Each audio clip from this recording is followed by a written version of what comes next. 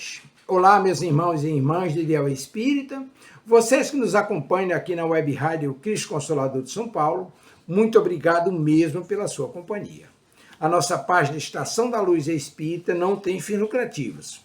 O objetivo é a divulgação da doutrina espírita, e é por isso que reunimos aqui esse acervo de matérias espíritas, os livros da codificação, obras suplementares, entrevistas, palestras e outros trabalhos. Tudo isso exibidos nos programas das Web Rádio Estação da Luz de Natal e Cristo Consolador de São Paulo, para atender suas necessidades de estudo, pesquisa e lazer. Tudo isso sem fim lucrativo, como já dissemos. Agora, nos acompanhe aqui nesse programa a seguir.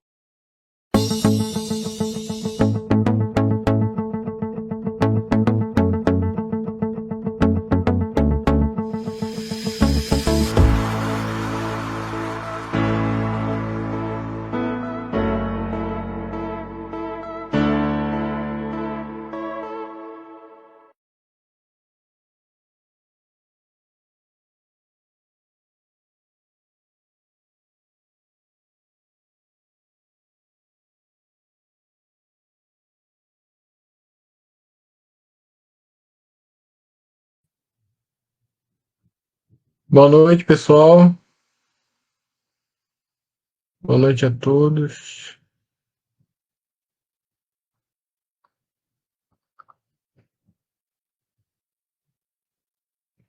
Boa noite a todos. Boa noite, Thiago. Vamos dar início ao nosso... Fazer uma prece e dar início ao nosso estudo. Obrigado, Jesus, pela oportunidade de estarmos aqui reunidos mais uma noite de domingo para o estudo da biografia do Chico Xavier, que possamos aprender com esse médium, que possamos meditar nas suas histórias, nos seus exemplos, na sua vida, né, na sua caminhada aqui no planeta Terra, que a gente possa se inspirar nele, que possamos colher nele os frutos necessários para a nossa caminhada também, para que a gente possa contribuir e desenvolver em nossa jornada evolutiva aqui no planeta. Obrigado por tudo, que o Senhor continue nos auxiliando, nos guiando, nos iluminando, nos protegendo hoje e sempre. Que assim seja, graças a Deus e graças a Jesus. Muito bem. Boa noite a todos, que tenhamos um ótimo estudo. Boa noite, mãe.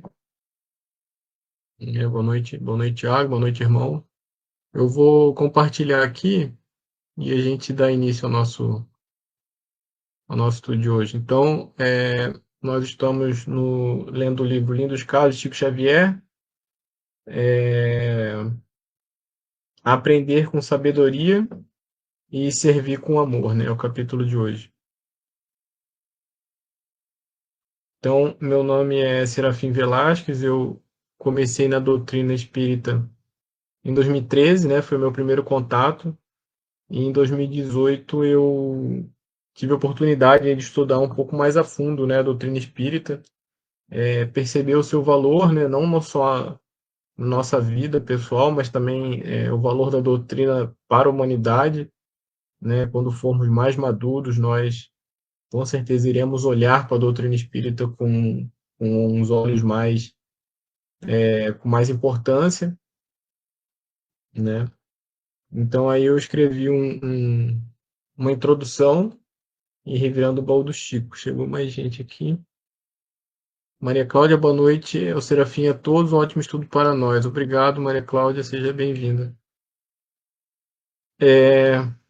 Então, introdução. O livro Lindos Casos, ele foi um livro escrito pelo Ramiro Gama. Em suas constantes visitas ao medianeiro, né, o Chico efetuou um minucioso trabalho de pesquisa, pondo em relevo a excepcional personalidade de Chico. Essa obra contém 170 casos, muitos deles contados pelo próprio médium, relativos ao período de sua infância, né, e também da fase adulta. Outros foram obtidos por amigos incomuns e produto de uma incessante busca pela verdade. Esse livro ele foi publicado em 1964. Ano 2000 é essa edição que a gente está vendo, né, a 21ª edição. O livro Lindos Casos de Chico é uma coletânea de histórias reais que ilustram a vida, a mediunidade e missão espiritual de Chico, um dos médiuns mais respeitados do espiritismo brasileiro. A obra apresenta casos curtos e emocionantes, comoventes e curiosos, que revelam o caráter humilde, o amor ao próximo e a ligação com os ensinamentos de Jesus e da doutrina espírita. Revirando o baú do Chico. Então, no capítulo 83 a 87 do livro Lindos Casos, de Chico Xavier, Ramiro Gama conta: na noite de 31 de agosto de 1951, estivemos em Pedro Leopoldo, em prece com Chico. Recebemos a linda mensagem de João Pinto de Souza, o criador da hora espiritualista, apreciando nossa campanha de alfabetização. Mensagem essa que aqui transcrevemos. Hoje, mais do que nunca, entendo que o espiritismo, qual é aceito e compreendido entre nós, pode ser definido como sendo caridade e educação. Através do bem, melhoramos a vida fora de nós, em favor de nossa própria felicidade, e por intermédio do ensino aprimoramos a vida igualmente, dentro de nós, para que a nossa atuação no mundo se enriqueça de bênçãos. Enquanto aí, por maiores que se revelem as demonstrações de nossa fé, não chegaremos realmente a aprender toda a extensão e toda a grandeza do tesouro que o alto nos confia, nos valores que a doutrina consoladora dos espíritos nos oferece. É preciso cerrar os olhos no campo denso da carne para reconhecer em verdade as riquezas imperecíveis de que fomos dotados pelo espiritismo evangélico. Porque as oportunidades de elevação para nós todos fluem com abundância e beleza, de todos os ângulos da luta humana, convidando-nos a aprender com sabedoria e a servir com amor, a benefício de nossa ascensão no caminho do reajuste. Assim, pois, quanto puderem vocês, que ainda estão retendo a graça do corpo físico, para engrandecer os interesses de Deus entre os homens, aproveite o ensejo de lutar e sofrer, ajudar e edificar em nome do Senhor, principalmente na esfera da sementeira cristã, que a propaganda espírita possibilita a nós todos, como sublime construção da mente nova, do mundo, sob a inspiração da Boa Nova, sentida e realizada nos ciclos de ação em que evoluímos para a frente. Ora, espiritualista é nesse sentido uma escola abençoada de conhecimento e de luz, que nos cabe desdobrar no verbo santificante do Evangelho, através do céu, para os lares e para os corações sedentos de renovação para o grande futuro. Não desfaleçamos e, sem dúvida, não tardará a frutificação de nossa sementeira com Cristo. O tempo é de lições demonstrativas. A graça divina nos visita em todos os caminhos da luta terrestre, em forma de convocação ao esforço incessante no bem eterno. E esperando que nos unamos cada vez mais em torno da execução de nosso programa de serviço espiritual, abraço a todos os amigos e irmãos de ideal. João Pinto de Souza. Então a gente percebe, aqui encerra esse capítulo, 83, né? Esse começa na noite do dia 21, é o 84. A gente percebe o quanto nós não temos dimensão, isso é um fato, né? O benefício que a doutrina espírita traz em nossa vida, né? Em nossa jornada. Estava até comentando sobre isso no estudo anterior, né? Que hoje, nesse domingo, dia 7, Independência do Brasil, eu tive a oportunidade de apresentar o estudo Refletindo com Jesus, estava falando na importância que o evangelho no lar trouxe para mim, para minha família, né? E o quanto fazer o culto no lar ele nos auxilia, né? Não só na parte cultural, né? Que a gente passa a entender melhor a parte de estudo do evangelho, mas também aquilo que a gente não consegue ver, né? A gente não consegue perceber o tanto de benefícios, né? Que a doutrina o estudo da doutrina espírita em nosso lar, ele traz para a gente. Né? E o nosso querido autor, o João Souza, ele fala exatamente isso. Né? Ele fala que não dá para. Enquanto aí nos maiores que se revelam demonstrações de nossa fé, não chegaremos realmente a aprender toda a extensão e toda a grandeza do tesouro que o alto nos confia nos valores que a doutrina consoladora dos espíritos nos oferece. Então é exatamente isso, a gente não consegue ainda aqui mensurar. A gente consegue perceber, né, que a gente reflete sobre temas que a gente dificilmente reflete, sobre o egoísmo, sobre a vaidade, né, sobre como ainda somos ciumentos, preconceituosos. Então, a gente a doutrina faz a gente refletir essas coisas, mas a gente ainda não percebe o real benefício, né, que isso traz para a gente, né, em nossa vida, em nossa jornada, né, né, e frequentar um centro espírita, frequentar um estudo espírita, fazer o culto, né, do Evangelho Espírita em nosso lar, ele permite, né, que a gente reflita sobre esses temas e a gente sabe que a gente também acaba que a gente atrai amizades, né, espirituais, assim, não só no plano da matéria, mas também no plano espiritual. A gente atrai amizades valorosas, né? Nosso guia espiritual passa, né, a nos olhar com os olhos de pelo menos interessados, né, na doutrina espírita. Nós sabemos que ainda trazemos aí muitos defeitos, né? Ainda carregamos conosco ainda muitas situações ainda que nos mostram, né, que nós não somos espíritos evoluídos, que nós ainda estamos em uma caminhada, né, ainda estamos em uma jornada. Mas já mostra pelo menos que nós temos interesse, né, em nos melhorar, em analisar todos os erros, né, que nós ainda cometemos e tudo mais. Então, a doutrina espírita, ela é muito bacana por isso, ela é muito legal por isso, né? Ela não é um simples ato mecânico, né? Em que a gente vai para uma palestra e fica somente assistindo, fica somente é, é, ali de forma passiva, né? A doutrina espírita, ela nos coloca ativos na nossa fé, né? Então, a gente estuda, a gente busca, né, entender. A gente tem que ter cuidado, né, só com algumas coisas que a gente pode achar que às vezes são espíritas, mas não são, né? Então isso a gente tem que ter discernimento. Mas a gente tem excelentes fontes aí, né? A psicografia do Chico Xavier, né? Nós temos ali também as obras de Joana de Ângeles, nós temos, né? Muitas obras, né? Tem um autor que eu gosto muito, que o Divaldo escrevia. Poxa, esqueci, deixa eu dar uma olhada aqui. A memória vai falhando. Manuel Filomeno de Miranda. Manuel Filomeno de Miranda, que é o autor que eu gosto muito, né, do Divaldo. Então, assim, a doutrina tem bastante coisa aí pra gente, né? Então vamos continuar aqui. Na noite de 21 de março de 1952, no Centro Espírita Luz Gonzaga, em Pedro Leopoldo, discutia-se sobre a melhor maneira de orientar a pregação espírita cristã, quando André Luiz externou-se acerca do assunto com a seguinte página. Então, qual que é a melhor forma, a melhor maneira, né, de orientar a pregação cristã? Como que a gente prega, né, sobre o espiritismo? Vamos ver aqui o que o André respondeu para a gente. Decálogo para estudos evangélicos.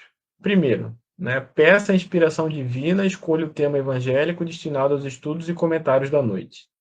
Segundo, não fuja ao espírito do texto lido. Terceiro, fale com naturalidade. Quarto, não critique, a fim de que a sua palavra possa construir para o bem. Quinto, não pronuncie palavras reprováveis ou inoportunas, suscetíveis de criar imagens mentais de tristeza, ironia, revolta ou desconfiança. Não faça leitura em voz alta, além de 5 minutos, para não cansar os ouvintes. Converse ajudando os companheiros usando a caridade e compreensão. Oitavo, não faça comparações, a fim de que seu verbo não venha ferir alguém. Nono, guarde tolerância e ponderação. Décimo, não tenha indefinidamente a palavra. Outros companheiros precisam falar na sementeira do bem. Né? André Luiz, cremos que esta pequena mensagem ofereça interessantes apontamentos, dando-nos o que pensar. Então, esses foram os apontamentos do André. Né? Que essa é a melhor forma, né, de você orientar, né, a pregação espírita. Então, de fato é verdade. Nós temos um grupo de estudo em que todo mundo no grupo ali é um grupo que conhece a doutrina, que estuda a doutrina, né, que está lendo o livro, que estuda o livro. É interessante, sim, que todos comentem, que todos falem, né, tenham alguma pergunta também. Mas às vezes ocorre, né, quando a gente vai para o interior, de pessoas que preferem muito mais ouvir do que falar. né? Então, nesse momento, também é importante a gente dar continuidade com o estudo, né? Já que ninguém tem interesse em comentar e fazer algum comentário, então o interessante é que o estudo tenha continuidade, né? A leitura. Né? Então a gente percebe aí um roteiro que o André escreveu, né?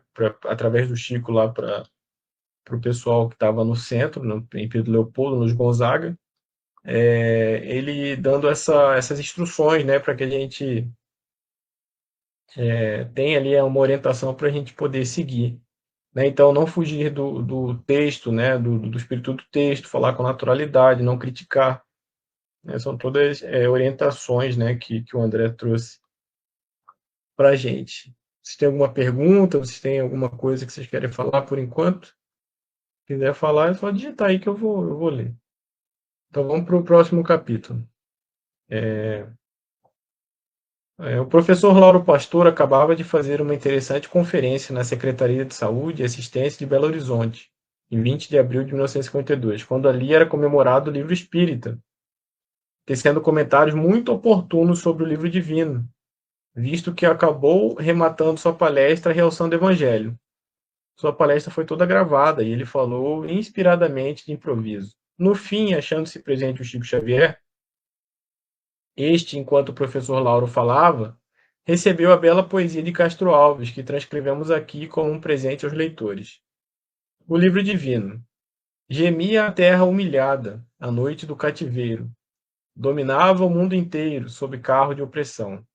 Com mandíbulas vorazes de loba que se subleva, Roma, encharcada de trevas, estendia a escravidão. Entre as águias poderosas jazia Atenas vencida, Cárpia, Cartago, a vida, ligada a grilhão cruel. Na Capadócia, na Trácia, na Mauritânia e no Egito, o povo chorava aflito, tragando cicuta e lei. O frio invadira os templos, não mais Eros de olhar brando, nem bela Afrodite amando, e nem Apolo encantador. O Olimpo dormira em sombra, cessara a graça de Eleusis. Não surgiam outros deuses que não fossem do terror.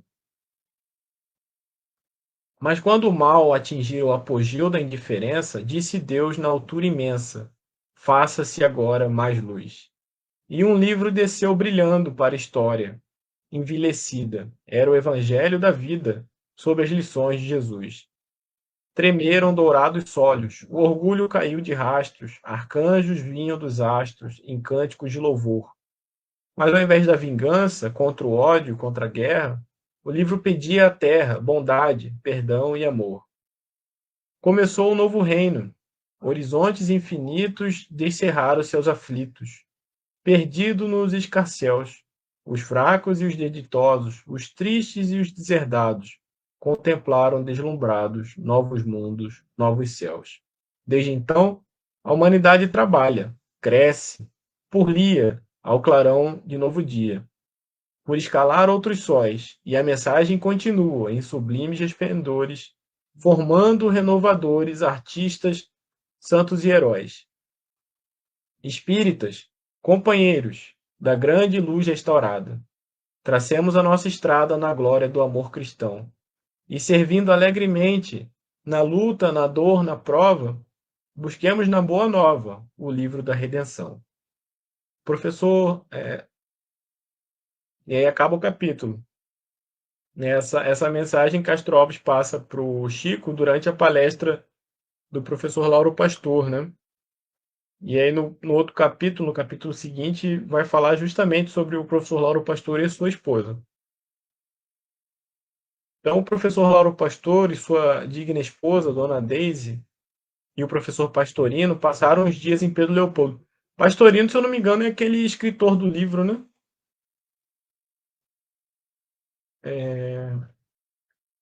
Minutos de Sabedoria, isso mesmo. Carlos Torres Pastorino. Então, estava o professor Lauro Pastor, a digna esposa Dona Daisy e o professor Pastorino passaram os dias em Pedro Leopoldo. Em uma tarde, dia de sessão, acompanhados do Chico, dirigiam-se ao Luiz Gonzaga. Na rua principal, esquina do centro, esbarraram com um rapaz embriagado. O Chico, ao vê-lo, né? Perguntou: como vai, meu amigo? Fique com Deus. Vai também com Deus, Chico, que eu não sei com quem vou.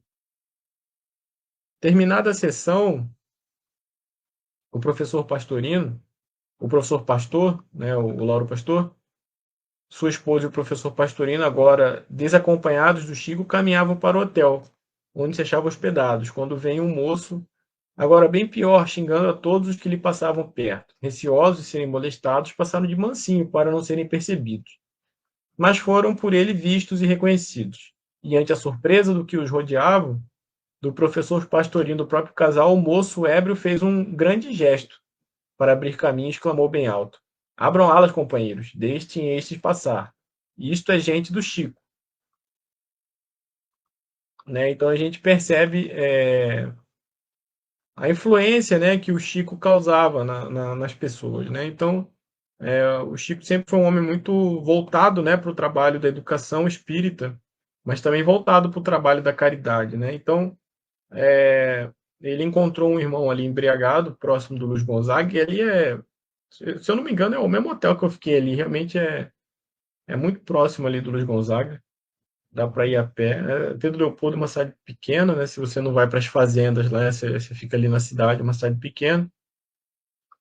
E o senhor, né, que estava ali embriagado, se lembrou, né, do casal e do professor junto ao Chico, então, na opinião dele, eles não mereciam aquelas palavras duras que ele estava desferindo para outras pessoas, né? Então, a gente percebe, né, a influência que o Chico tinha, né? Distrair, né, o melhor das pessoas, né? Mesmo a pessoa estando ali numa situação difícil, né? Jesus tinha muito isso também, né? Muitas pessoas ali percebiam, né, a vibração ali de Jesus, né? O magnetismo dele impactava muito, né?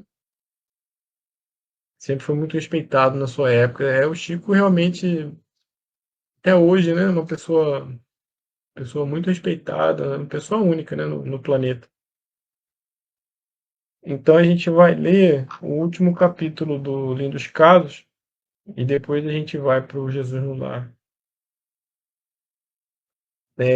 Estimulando a campanha Espírita Cristã de Amparo à Criança, transcrevemos aqui a reconfortante mensagem de Meimei, dada por intermédio do Chico em 10 de agosto de 1952 em Pedro Leopoldo.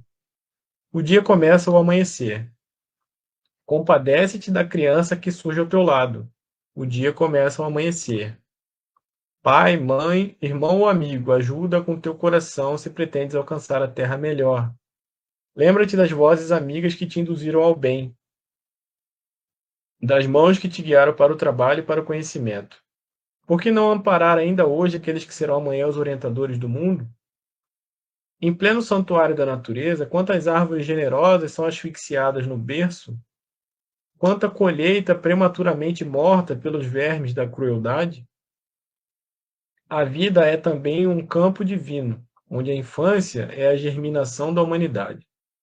Já meditaste nas esperanças aniquiladas ao alvorecer? Já refletiste nas flores estranguladas pelas pedras do sofrimento, ante o sublime esplendor da aurora? Provavelmente dirás: como impedirei o sofrimento de milhares? Ninguém te pede, porém, que te convertas num salvador apressado, cheio de ouro e de poder. Basta que abras o teu coração com as chaves da bondade em favor dos meninos de agora, para que os homens do futuro te bendigam. Quando a escola estiver brilhando em todas as regiões, e quando cada lar de uma cidade puder acolher uma criança perdida, ninho abençoado a descerrar-se carinhoso para a ave estrangeira, teremos realmente alcançado com Jesus o trabalho fundamental da reconstrução do reino de Deus. Meimei, né? Então é verdade, a gente precisa olhar para a criança, né, como o adulto de amanhã, né, e como um espírito eterno. Então a gente também precisa entender que um dia nós fomos crianças, né, nós também precisamos ali de um auxílio, né, dos mais velhos, para que eles pudessem nos orientar, nos auxiliar. Então é muito importante, né? Essa carta foi escrita pelo Chico no início da campanha espírita cristã de amparo à criança. Né? Então, por isso que a gente leu, né, o tema voltado para a criança, Era justamente era a campanha da época, né? Ali em Pedro Leopoldo. Então a gente encerra assim o Livro dos Casos. Hoje a gente vai ler o Jesus no Lar e a gente vai ler também o Boa Nova, porque eu calculei mais ou menos o tempo, eu acho que dá, né? Vamos ver. Mas eu acho que dá tempo.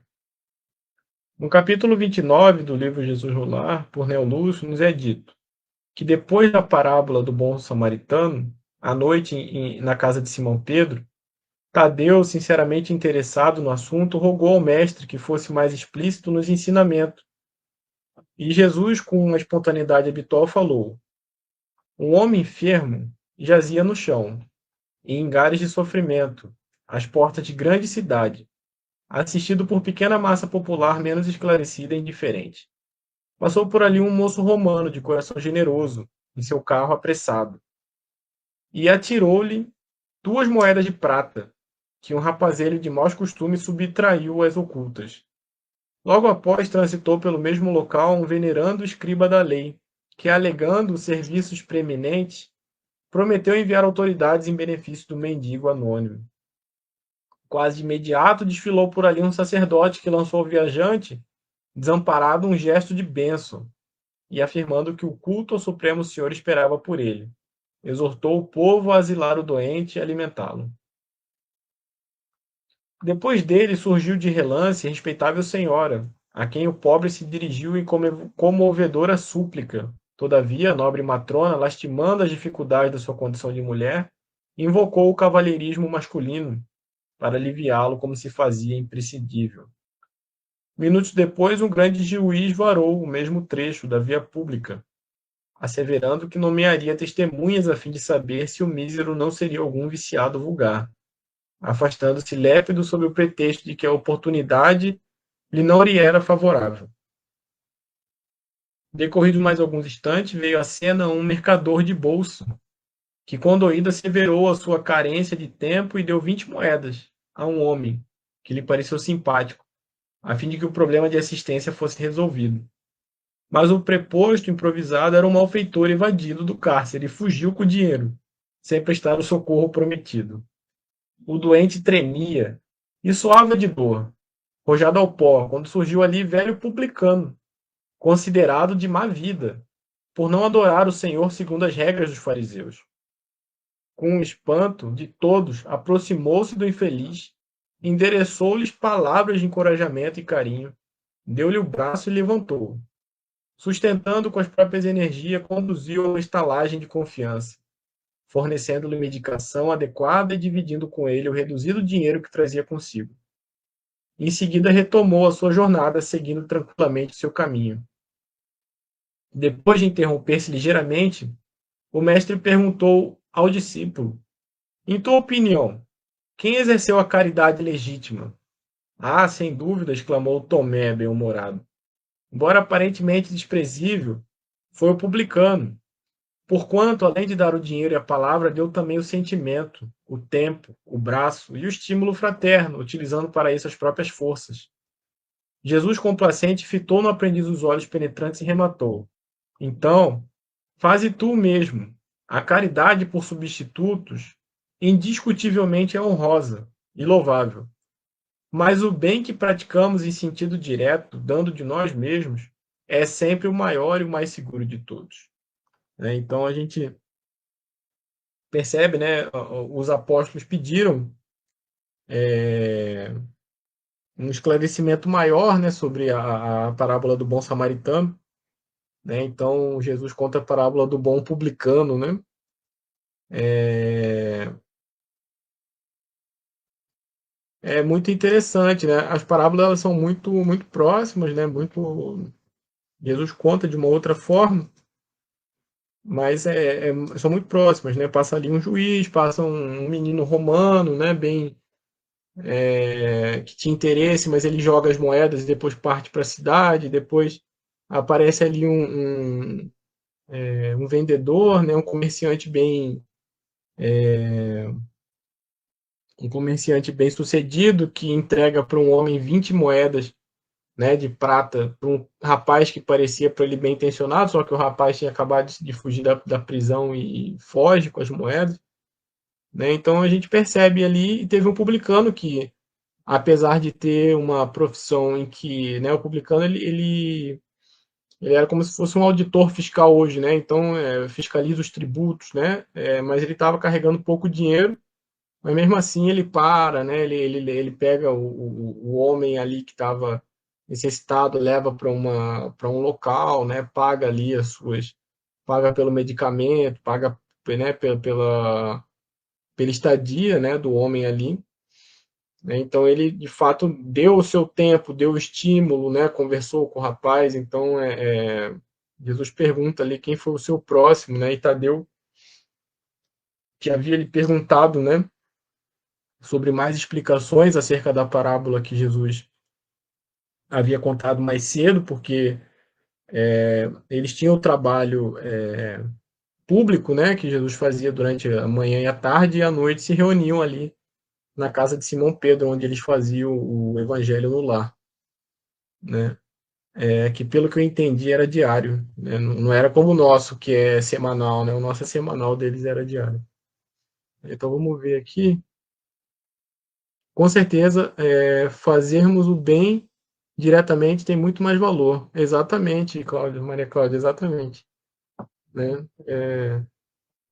É claro, né? Jesus deixa bem claro, né, no final do texto que é muito importante, né? Ela é muito honrosa a caridade por substitutos, né? Ele coloca a caridade por substituto indiscutivelmente é honrosa e louvável, né? Então, porque de fato nós temos outras atribuições, né, da nossa vida, mas no caso da história que Jesus conta, né, nesse capítulo do Jesus no Lar, os que fizeram a caridade indireta, né, que foi o rapaz romano que jogou as moedas, que foi o comerciante, não atingiu o resultado esperado, né, o objetivo. Claro que não foi culpa deles, a gente sabe disso, né, se por eles teria atingido, né, mas por eles terem colocado ali outras pessoas, né, para fazer a direta e eles como indiretos, acabou que não atingiu o objetivo, que era ajudar, né, o senhor enfermo, né, que estava ali à porta da cidade, né?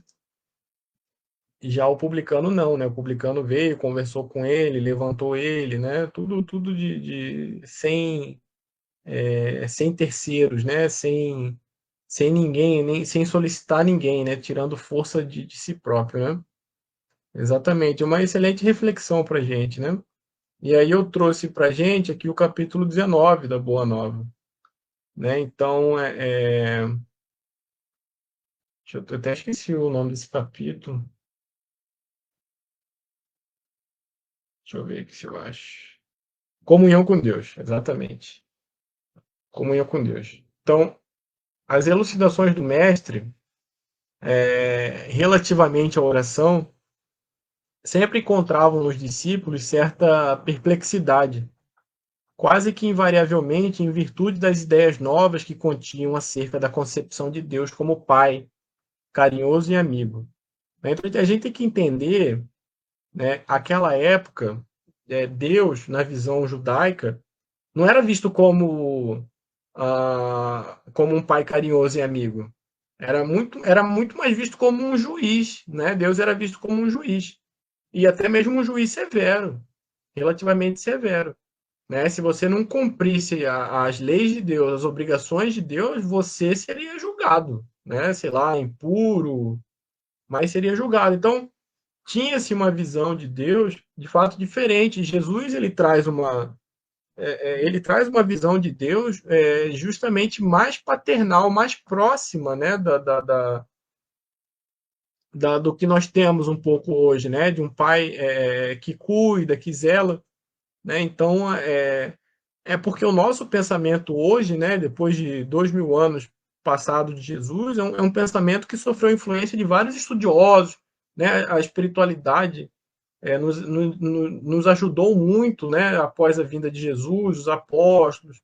Então, teve um trabalho muito grande para que a gente enxergasse Deus de uma forma melhorada. Você vê que ainda assim, né, até um tempo atrás, a Igreja Católica tinha aquela doutrina da culpa, né? Da minha culpa, minha grande culpa, né? Então era uma doutrina católica que via que todos nós somos originários do pecado original, então todos nós nascemos do pecado, somos pecadores. Então isso ao longo dos anos, né? Cria uma consciência de culpa, né? Que nós não temos, nós não carregamos essa culpa, né? Nós somos sim espíritos devedores, nós somos espíritos em evolução, né, que erramos em nossa jornada evolutiva ao longo do caminho, mas que estamos aí tentando nos redimir, contribuir, né, com o nosso trabalho, contribuir de alguma forma com a sociedade, né, nos redimir nesse ponto, mas não carregamos culpa pelo pecado original, né? Então você vê que até um tempo atrás nós tínhamos essa consciência mais fechada, né? Então você imagina a época de Jesus, muito mais fechada que a nossa, né? Então, por isso que quando Jesus falava acerca de Deus e acerca da oração, de coisas assim, até os apóstolos que eram próximos a ele tinham dificuldade de entender, né, essa coisa. E é isso que Humberto de Campos traz para a gente, né? Que era difícil os apóstolos aí ter. Hoje, para a gente fala, puxa, mas é óbvio, né? Como que eles não entendiam que Jesus veio para ser sacrificado? Né? Mas não é tão óbvio quando você para pensar, né? Eu, por exemplo, isso fica muito nítido para mim no Há 2000 anos, né? Do Chico. Quando a gente lê aquilo ali, como que as coisas se seguiram, né? Para o julgamento, tudo mais, para a crucificação, quando você tenta se inserir naquele contexto ali, né? Você tenta se colocar não como uma pessoa em terceiro plano, mas uma pessoa dentro da história, você percebe que ali não era nada assim fácil de entender, né? Quando Jesus foi preso, o que queria acontecer com Jesus, né? Todo mundo pensava assim, puxa, mas ele é inocente, por que que vão crucificá-lo se ele não fez nada, né? Então não é tão simples assim entender esse contexto. A gente muitas vezes julga, né? Judas Iscariotes, né? Pela situação sem entender ali o pensamento daquela época, né? E para a gente poder entender Jesus a gente precisa entender um pouco a sociedade daquela época, como que a sociedade pensava, né? Então, os apóstolos eles tinham dificuldade de entender esse pai carinhoso e amigo que Jesus pregava. Aquela necessidade de comunhão com seu amor, que Jesus não se cansava de salientar, lhe aparecia como o problema obscuro, que o homem do mundo não conseguiria realizar. A esse tempo, os essênios constituíam um agrupamento de estudiosos da ciência da alma, caracterizando as suas atividades de modo diferente, porque sem públicas manifestações de seus princípios. Desejoso de satisfazer a curiosidade própria, João procurou conhecer de perto os pontos de vista em matéria das relações da comunidade com Deus, e certo dia procurou o Senhor de modo a ouvi-lo mais amplamente sobre as dúvidas que lhe atormentaram o coração. As elucidações do mestre relativamente à oração sempre encontravam certa perplexidade, quase que invariavelmente, em virtude das ideias que continham.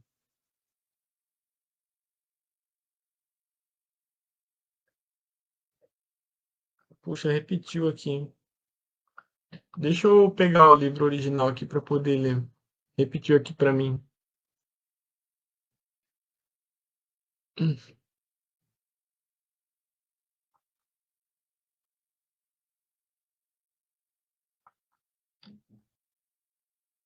Só um minutinho.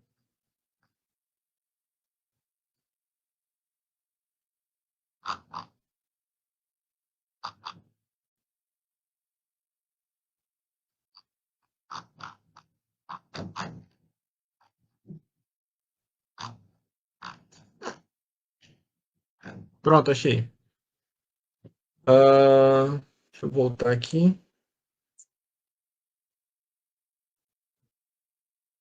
Certo.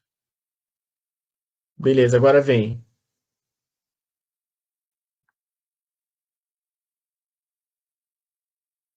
Mestre, tenho desejado sinceramente compreender.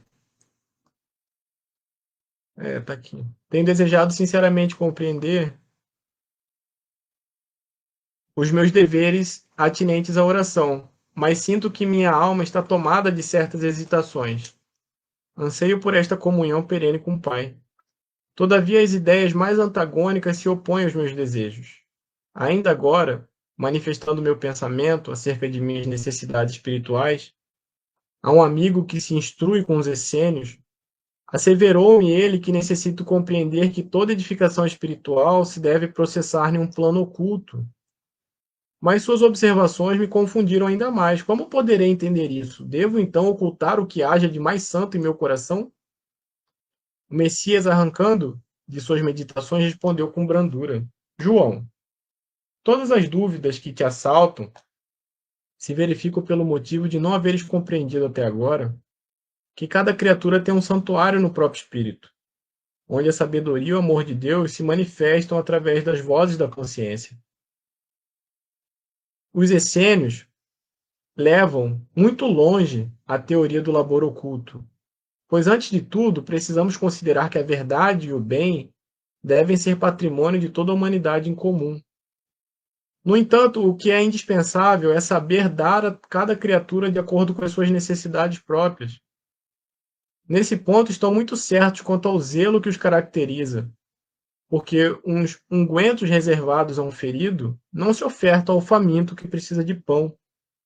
Também eu tenho afirmado que não poderei ensinar tudo o que desejar aos meus discípulos, sendo compelido a reservar outras lições do Evangelho do Reino para o futuro, quando a magnanimidade divina permitir que a voz do Consolador se faça ouvir entre os homens, sequiosos de conhecimento. Não tens observado o número de vezes em que necessito recorrer a parábolas para a revelação, não ofusca o entendimento geral? No que se refere à comunhão de nossas almas com Deus, não me esqueci de recomendar que cada espírito ore, no segredo do seu íntimo, no silêncio de suas esperanças e aspirações mais sagradas. É que cada criatura deve estabelecer o seu próprio caminho para mais alto, erguendo em si mesmo o santuário divino da fé e da confiança, onde interprete sempre a vontade de Deus com respeito ao seu destino. A comunhão da criatura com o Criador é, portanto, um imperativo da existência, e a prece é o luminoso caminho entre o coração humano e o Pai de infinita bondade. O apóstolo escutou as observações do mestre, parecendo meditar austeramente. Entretanto, obtemperou.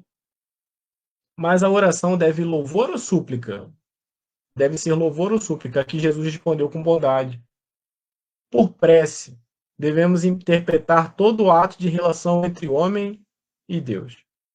Devido a isso mesmo, como expressão de agradecimento ou de rogativa, a oração é sempre um esforço da criatura em face da providência divina. Os que apenas suplicam podem ser ignorantes, e os que louvam podem ser somente preguiçosos. Todo aquele, porém, que trabalha pelo bem, com as suas mãos e com o seu pensamento, esse é o filho que aprendeu a orar, na exaltação ou na rogativa, porque em todas as circunstâncias será fiel a Deus, consciente de que a vontade do Pai é mais justa e sábia do que a sua própria. E como ser leal a Deus na oração? Interrogou o apóstolo, evidenciando as dificuldades intelectuais. A prece já não representa em si mesmo um sinal de confiança? Jesus contemplou-o com a sua serenidade imperturbável e retrucou: será que também tu não entendes? Não obstante a confiança expressa na oração e a fé tributada à providência superior, é preciso colocar acima delas a certeza de que os desígnios celestiais são mais sábios e misericordiosos do que o capricho próprio. É necessário que cada um se una ao Pai, comungando com a sua vontade generosa e justa, ainda que seja contrariado em determinadas ocasiões. Em suma, é imprescindível que sejamos de Deus.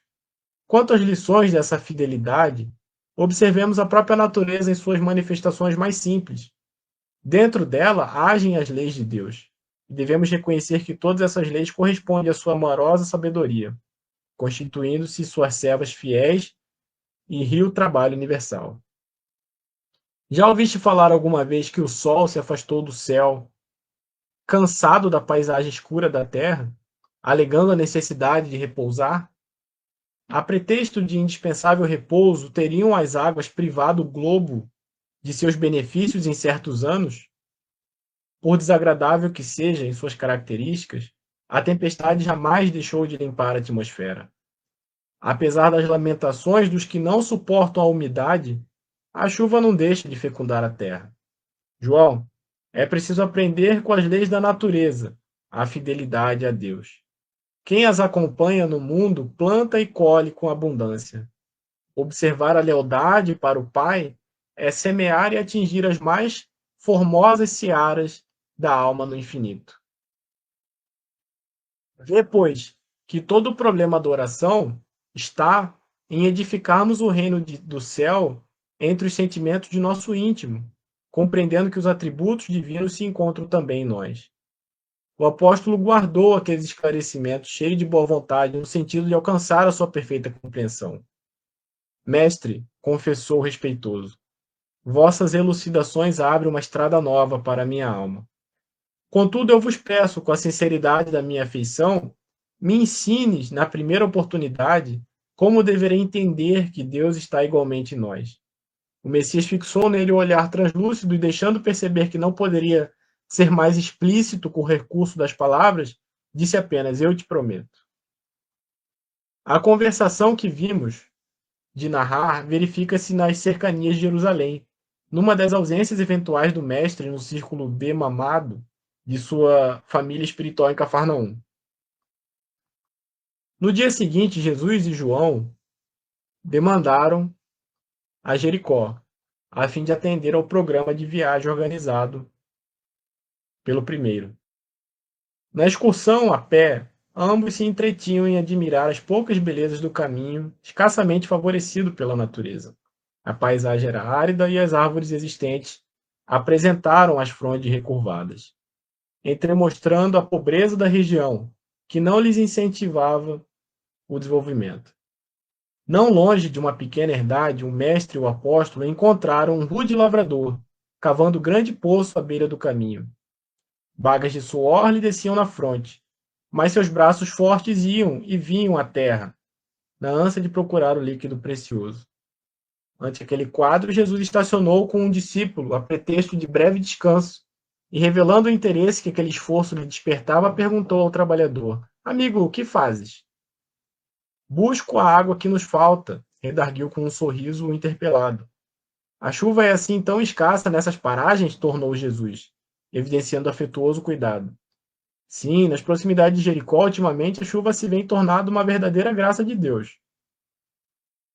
O homem do campo prosseguiu no seu trabalho exaustivo, mas apontando para ele, o Messias disse a João, em tom amigo: Este quadro da natureza é bastante singelo, porém é na simplicidade que encontramos os símbolos mais puros.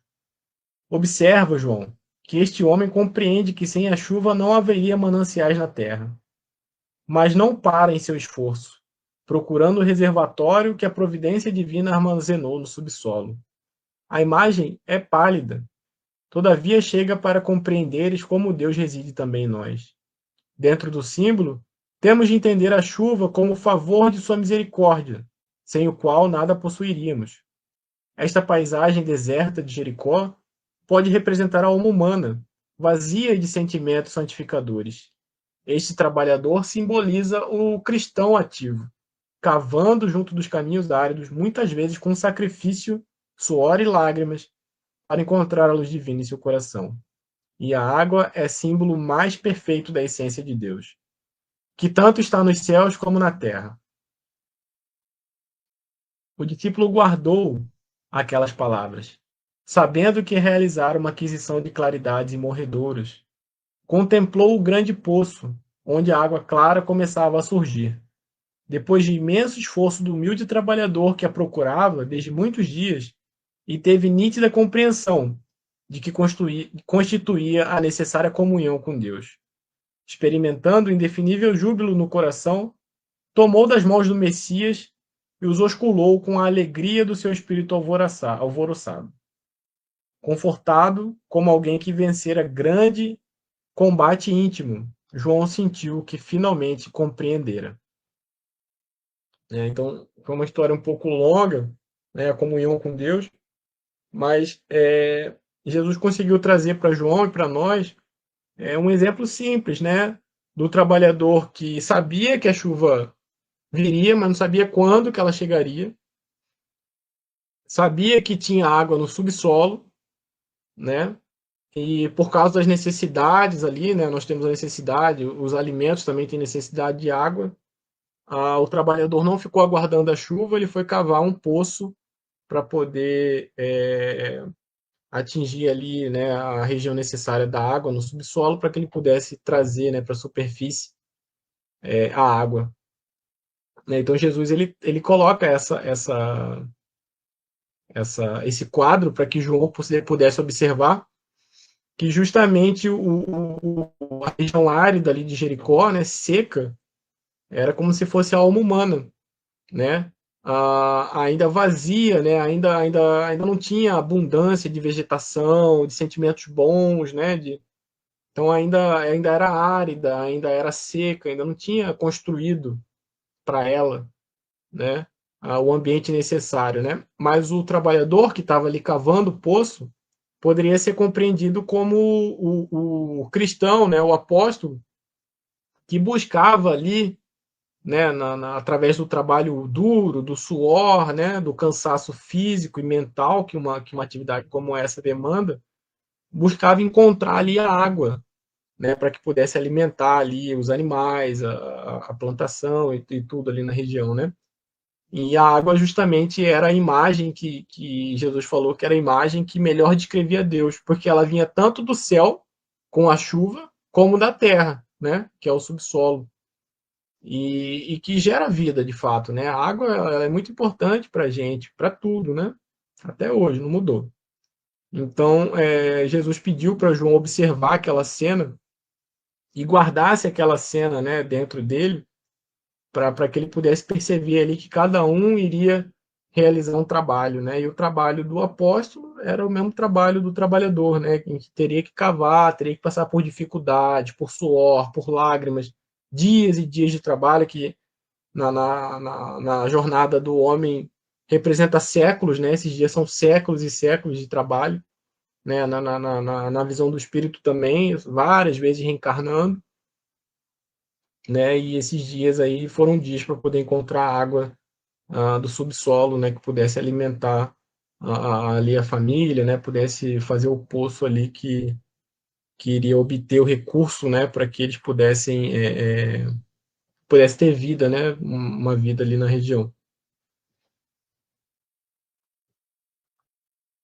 Muito interessante essa passagem. É isso mesmo, Maria Clara, muito interessante. Comunhão com Deus, né?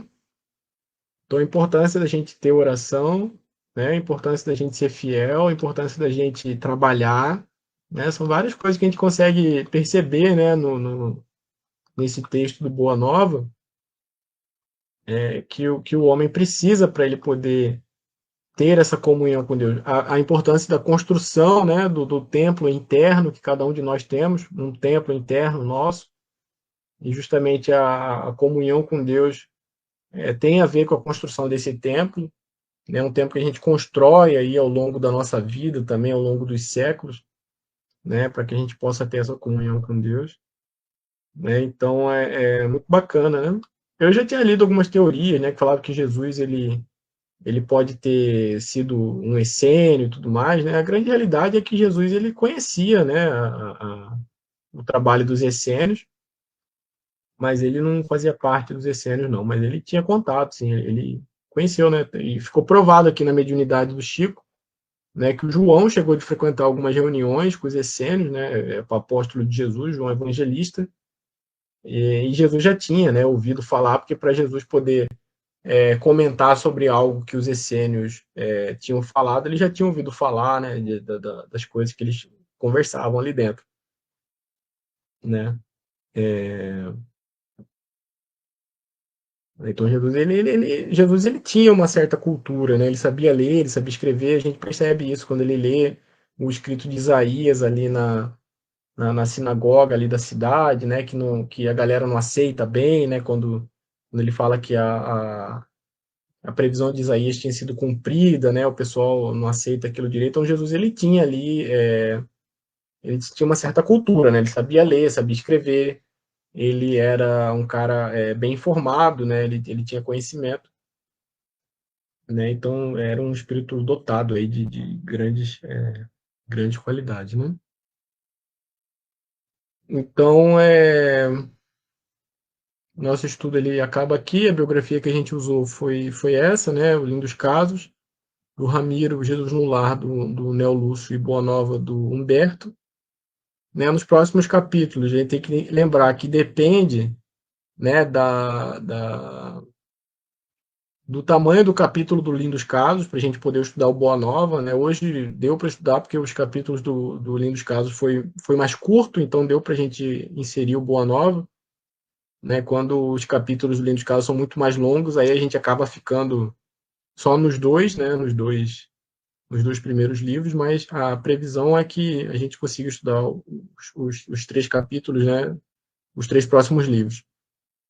E o próximo capítulo do Boa Nova será o Maria de Magdala, do Jesus no Lar, a regra de ajudar, e no Lindos Casos, mensagem de bom ânimo. Tá bom? Então, muito obrigado pela presença de todos. Um excelente domingo para todos nós, né? Uma excelente segunda-feira também amanhã. E obrigado aí pela presença de todos que estiveram no estudo de hoje e também me acompanharam, né, no estudo do Refletindo com Jesus, às 18 horas. Então, muito obrigado, bom domingo a todos. Tchau, tchau.